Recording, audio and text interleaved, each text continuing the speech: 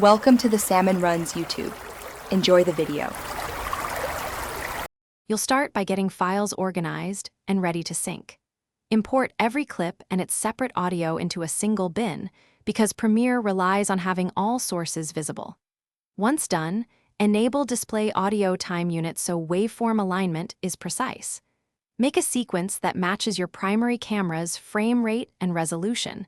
This prevents drift. Now select the clips you want to sync, camera files, and their corresponding external audio, and proceed to the next step to analyze waveforms.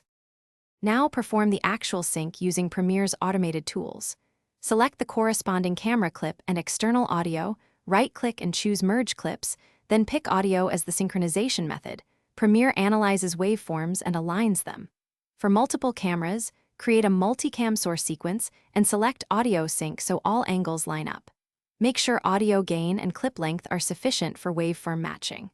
If automatic matching struggles, switch to manual alignment or use timecode-based sync when available to guarantee precision. Finish by replacing the camera's native audio with the merged external track and mute the camera mic, ensuring dialogue is crisp. Once done, render a short segment and play back to verify lip sync across cuts and angles. Small offsets should be corrected with nudges or by relinking to the merged clip. If you encounter persistent drift, confirm matching sample rates and frame rates, then try remerging.